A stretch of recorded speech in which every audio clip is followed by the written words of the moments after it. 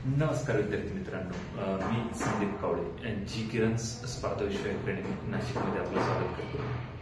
आज सायन्स मधला एक कायमच क्वेश्चन घेऊन येणार, ज्याला आपण शाश्वत टॉपिक म्हणू शकतो, तो म्हणजे वनस्पती वर्गीकरण, प्लांट क्लासिफिकेशन। तुम्ही कोणत्याही आयोगाचे क्वेश्चन पेपर चेक करून बघा, कोणत्याही स्पर्धा परीक्षेमध्ये बघा, तुम्हाला एक क्वेश्चन शाश्वतपणे या टॉपिक वरती येताना दिसून येतोय। त्यातला प्लांट क्लासिफिकेशनचा पार्ट नक्की आहे, वनस्पतींचं वर्गीकरण कशा प्रकारे केलं गेलेले हा भाग आपल्याला या ठिकाणी बघायचा आहे। वनस्पती वर्गीकरण, बेसिकली वनस्पती वर्गीकरणाचा तुम्ही भाग बघायचा म्हटला तर प्लांट क्लासिफिकेशन जर आपण बघायला गेलो तर वनस्पती सृष्टी जी आहे, ज्याला आपण वनस्पती R.H. विटाकर यांनी सजीव सृष्टीचे पंचसृष्टीचं वर्गीकरण जे केलं, त्याच्यामध्ये किंगडम प्लांटी आपण ज्याला म्हणतो, म्हणजे प्रोटिस्टा असतील, मोनेरा, प्रोटिस्टा, फंगी असतील, प्लांटी असतील आणि अॅनिमलिया, हे 5 भाग पाडले गेले।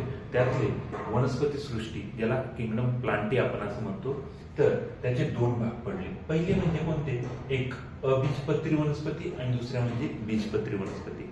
ज्यांना बिया येत नाही असे असतात, काही वनस्पती अशा की बीजपत्री। अबीजपत्री म्हणजे काय, तर ऑब्व्हियसली ज्यांना फुलंच येत नाही अशा वनस्पती। आणि बीजपत्री म्हणजे काय, सपुष्प वनस्पती ज्यांना फुलं येत आहेत। या अबीजपत्री वनस्पती ज्या आहेत यांचे वर्गीकरण मात्र 3 भागांमध्ये केलेलं आपल्याला आढळतं। या अबीजपत्री वनस्पती थॅलोफायटा, ब्रायोफायटा आणि टेरिडोफायटा या 3 गटांमध्ये विभाजित केले गेलेले आहेत। आणि दुसऱ्या बीजपत्री वनस्पती ज्या आहेत यांचे मात्र परत 2 प्रकार पडतात, एक अनावृत्त बीजी आणि दुसरे आवृत्त बीजी।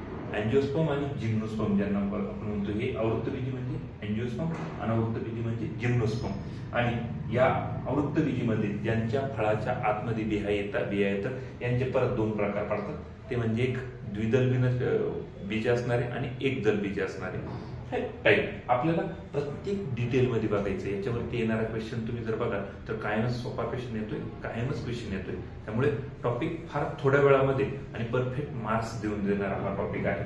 त्यामध्ये जर तुम्ही बघा, पहिल्यांदा आपल्याला अबीजपत्री वनस्पती ज्या आहेत यांचं जर आपण डिस्ट्रीब्युशन बघायचं म्हटलं तर आपल्याला एक गोष्ट दिसून येईल या ठिकाणी की थॅलोफायटा पहिल्यांदा येतोय। थॅलोफायटा वनस्पती म्हणजे काय, अबीजपत्री क्रिप्टोगॅम्स मधले पहिले आहे थॅलोफायटा। थॅलोफायटा म्हणजे काय, हे यांचं वैशिष्ट्य म्हणजे प्रामुख्याने कुठे असतात, हे पाण्यात राहतात। थॅलोफायटा प्रामुख्याने पाण्यामध्ये राहतात। यांना संवहनी संस्था नसते, म्हणजे काय, वॉटर सिस्टम यांच्यामध्ये नसते। मूळ, खोड, पान, फुल असे विशिष्ट अवयव नाही। शेवाळ बघाल तर तुमच्या लगेच लक्षात येईल।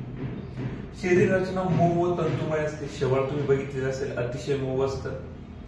हरितद्रव्य नसतात, त्यांना किनवा व बुरशी म्हणतात। यांच्यामध्ये असे थॅलोफायटा पण आहेत काही की ज्यांच्यामध्ये हरितद्रव्य नाही, परंतु मॅक्सिमम मात्र असेच आहेत की ज्यांच्यामध्ये हरितद्रव्य, ग्रीन पिगमेंट्स आपल्याला दिसून येतात। उदाहरणार्थ काय, स्पायरोगायरा यातच मोडतो, इलेक्ट्रिक्स यातच येतो, उल्वा, सर्गॅसम ही याची उदाहरणे। इतर 3 दिलेले बघा, शैवाल आपल्याला माहिती, उल्वा, युलोथ्रिक्स याच्यावरती क्वेश्चन आले। सगळ्यात महत्वाचं म्हणजे काय, प्रामुख्याने पाण्यात राहतात आणि यांच्यामध्ये संवहनी संस्था नसते। मूळ, खोड, पान, फुलं असे विशिष्ट अवयव नसतात यांच्यामध्ये। आणि यांचं सर्वात महत्वाचं उदाहरण म्हणजे काय, तर शैवाल येतं। दुसरा प्रकार येतो ब्रायोफायटा, वनस्पती सृष्टीचे उभयचर, अँफिबियन्स।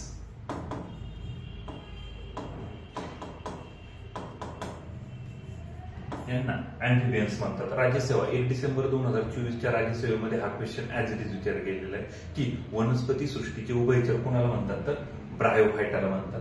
त्या अगोदर पण एमपीएससीने बऱ्याचदा हा क्वेश्चन विचारलेला, रिपीट झालेला क्वेश्चन बऱ्याचदा। खोटी पाने, खोड, मुळं असते, यांच्यामध्ये जे पानं, खोड, मुळं आहेत ही खोटी आवासी आहेत। यांच्यामध्ये संवहनी संस्था नसते, यांच्यामध्ये पण वॉटर व्हास्क्युलर सिस्टीम नसते। शरीर रचना चपटी रिबीन प्रमाणे दिसते आपल्याला। यांची शरीर रचना जी आहे ती चपटी रिबीन प्रमाणे। उदाहरणार्थ काय, मॉस, मर्केशिया, रेक्सिया। मॉस, मर्केशिया बघा, मॉस असा असतोय, रेक्सियाचे प्लांट पण बघतोय। शोची झाडं म्हणून मॅक्सिमम रित्या हे ब्रायोफायटाचे जे आहे यांचा उपयोग शोची झाडं आपण त्याला म्हणतो म्हणून गेलेला आपल्याला दिसून येतो। त्यानंतर टेरिडोफायटा हा एक गट येतो तिसरा, की जो आपण बघतो की ज्याच्यामध्ये बिया नाहीत असा गट ज्याला आपण म्हणतो, जे अनावृत्त बीजीमध्ये। प्रामुख्याने जमिनीवर राहतात. टेरिडोफायटा काय प्रामुख्याने जमिनीवरती राहतात. यांना वॉटर व्हास्क्युलर सिस्टीम असते, संवहनी संस्था यांच्यामध्ये असते. खरी मुळे खोडे पाने यांची मुळं खोडं पानं खरी असतात, आभासी नसतात. फळे फुले येत नाही, त्यांना फळं फुलं येत नाही. उदाहरणार्थ काय फर्न, नीचे ज्यांना आपण म्हणतो ते, आणि मर्सेलिया.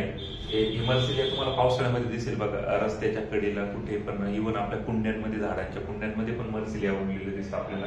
फर्नची झाडं तुम्हाला कॉलेजेस वगैरे मध्ये कुठे पण तुम्ही जर बघाल तर उड्डाण फुलांच्या ज्या भिंती असतात त्यांच्यावरती पण आपल्याला फर्न उगलेलं कुठे पण दिसून येतं. ही कसली उदाहरणं येतात? टेरिडोफायटा. म्हणजे काय? थॅलोफायटा हे पाण्यात राहतात, ब्रायोफायटा हे जमिनीवरती आणि पाण्यावरती दोन्ही ठिकाणी राहतात. टेरिडोफायटा फक्त जमिनीवरती राहतात. थॅलोफायटा आणि ब्रायोफायटामध्ये संवहनी संस्था नाही, यांच्यामध्ये चांगली संवहनी संस्था असते. त्यांच्यामध्ये थॅलोफायटामध्ये मूळ खोड पान नसतं, ब्रायोफायटामध्ये आहे परंतु खोटी आहेत, आभासी आहेत. यांच्यामध्ये मात्र खरे मूळ खोड पान असतं. यांना फळे फुले येत नाही, तिघांनाही पण फळे फुले येत नाही. फळे येत नाही, फुले येत नाही, म्हणूनच त्यांना फळे पण येताना आपल्याला दिसून येत नाही. हे झाले अनावृत्त बीजी, ज्यांना की बियाच येत नाही अशी. त्यानंतर नेक्स्ट पार्ट ज्याला आपण म्हणतो तो म्हणजे फेनेरोग्राम्स. क्रिप्टोग्राम्स झालेत, आता पुढचे आहेत फेनेरोग्राम्स. यांच्यामध्ये दोन, अनावृत्त बीजी आणि अनावृत्त बीजी आणि आवृत्त बीजी.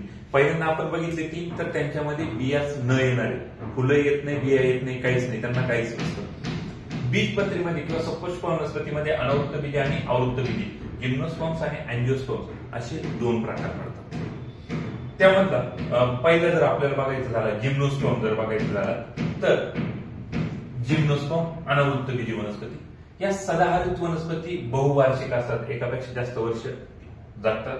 खोड्यांवर फांद्या नसतात. या वनस्पती जर बघा त्यांच्या फांद्या नसतात खोडांवरती. पानांचा मुकुट झालेला दिसेल. तुम्ही सायकस बघा, पायनसचं झाड बघा, देवदारचं झाड बघा. पुन्हा मी उदाहरण देईल तुम्हाला, ख्रिसमस प्लांट जर बघाल तर ख्रिसमस प्लांट पण याच उदाहरण आहे. हे काय तर यांच्या पानांचा मुकुट असतो. या गटातील वनस्पतींची बी फळात नसते, यांची फळ हीच एक बी आहे. यांची फळाला बी म्हणतात, फळ आणि बी काही वेगळं नसते यांच्यामध्ये. सायकसच्या खोडातून उदाहरणार्थ बघा, सायकस, देवदार, पायनस. सायकसचं जे खोड असतं त्याच्यापासून स्टार्च काढतात आणि स्टार्च काढतात आणि त्याच्यापासून सायकसच्या खोडापासून साबुदाणे पण बनवले जातात. पाईन वृक्षांपासून पाईन जे असतात, पायनस, त्याच्यापासून टर्पेंटाईन बनवलं जातं आणि सायकस जे आहे त्या सायकस पासून झाडू पण बनवले जातात. हा भाग पण लक्षात ठेवा. पहिल्या बघितल्या अनावृत्त बीजी. दुसरा पार्ट येतो तो म्हणजे आवृत्त बीजी वनस्पती. हा पण एक महत्वाचा भाग म्हणेल मी, कारण का तर यावरती पण क्वेश्चन आहे. या वनस्पतींच्या बिया या फळामध्ये बंदिस्त असतात. या आवृत्त बीजी वनस्पती जर बघा तर अँजिओस्पर्म मध्ये या वनस्पतींना फळे येतात.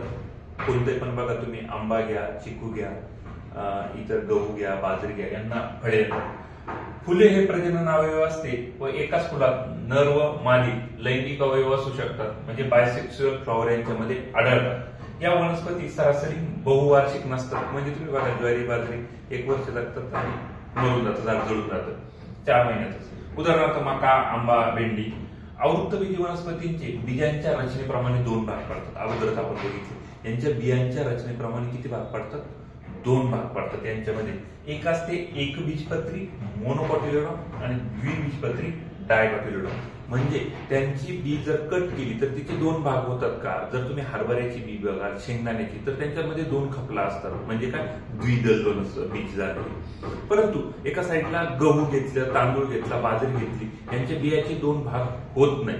म्हणून यांना काय म्हटलं जातं? एकदल मध्ये म्हटलं जातं. याचं जर डिफरन्सिएशन जर करायचं झालं, आवृत्त बीजी वनस्पती, बिया येणाऱ्या वृक्षांचं अँजिओस्पर्म मध्ये, तर एकबीजपत्री म्हणजे काय? एकच दलाचे बीज असतं, सिंगल असतं. तंतुमुळे असतात. यांची मुळे, तंतुमुळे 2 प्रकारची मुळे असतात वनस्पतीमध्ये. एक तर सोटमुळे असतं, खोलवर जाणार नाही, तर तंतुमुळे. तुम्ही गावामध्ये, बाजरीमध्ये, ज्वारीमध्ये बघू शकता, मुळे खूप खोलवर जात नाही, आडवी पसरलेली दिसतात. खोड हे पोकळ व आभासी असते. ज्वारीचं खोड बघा, मक्याचं खोड बघा, गव्हाचं खोड बघा, तांदळाचं खोड बघा. हे कसं असतं? पोकळ असतं. पाने हे समांतर शिरावाहिन्या युक्त असतात. पानं कशी असतात? त्यांची पानं जर बघाल तर पानं अशी असतात. समांतर शिरा म्हणजे कशा? अशा शिरा दिसतात. याला आपण म्हणतो काय? समांतर. तुम्हाला गव्हाचं पान समोर येईल, ऊसाचं पान समोर येईल, हे दिसतील की यांच्यामध्ये असाच प्रकार दिसतो.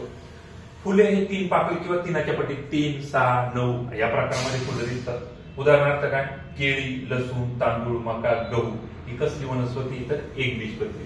दुसरा पार्ट येतो द्विबीजपत्री किंवा डायकोटिलोडॉन आपण ज्यांना म्हणतो. 2 दालांचं बीज असतं, 2. तुम्हाला शेंगदाणा आठवेल 2 भाग होतात, हरभरा आठवेल 2 भाग होतात. स्पष्ट मुळे असतात, सोटमूळ पण आढळतं त्यांच्यामध्ये. हरभऱ्याचं झाड बघा, त्याला सोटमूळ झालेलं असं दिसेल तुम्हाला. मजबूत खोड असतं, यांची खोडं कशी असतात, मजबूत दिसतील. आंब्याचं झाड बघा तुम्ही, चिंचाचं झाड बघा, मजबूत खोड आहे त्यांची. पाने हे जाळीदार असतात. यांची पानं जर बघाल तर हे पानं कशी असतात, पानं जाळीदार. पानाचं उदाहरण जर बघायचं झालं, तुम्ही नॉर्मली जर आपलं असं पान जर घेतलं तर हे पान असं दिसतं बघा. त्याच्यामध्ये समांतर पाना नसतो, जाळीदार पाना असतो, त्याला म्हणतात जाळीदार पाना. हे पिंपळाचं पान बघा तुम्ही, आंब्याचं पान बघा, याच्यामध्ये असं जाळीदार पाना दिसतो. हे समांतर सारखं वाटत जरी असेल तरी जाळीदार असतात. फुले हे 4-5 पाकळी किंवा त्यांच्या पटीत असतात. 5च्या पटीमध्ये पाकळ्या असणारी फुलं आपल्याला दिसून येतात. उदाहरणार्थ काय, आंबा, पिंपळ, चिकू ही याची उदाहरणं आहे. एकंदरीत विचार जर केला तर वनस्पतींमध्ये, वनस्पती वर्गीकरणामध्ये जर तुम्ही बघा तर वनस्पती वर्गीकरणामध्ये एवढा पार्ट आपल्याला दिसून येतो. विद्यार्थी मित्रांनो, एवढाच पार्ट जरी क्लिअर केलेला असेल तर आपला एक मार्ग हा या ठिकाणी शाश्वत झालेला दिसून येतो. त्यामुळे ज्यांना ज्यांना हा टॉपिक क्लिअर करायचा आहे त्यांनी एवढा व्हिडिओ जरी बघितला तरी काही अडचण येत नाही. 10 मिनिटांमध्ये तुमचा पूर्ण टॉपिक क्लिअर होतो. या संदर्भात काही अडचण असेल किंवा तुम्हाला एमपीएससी रिलेटेड कोणतीही माहिती हवी असेल तर नक्कीच स्पर्धाविश्व अकॅडमी नाशिकला संपर्क करा.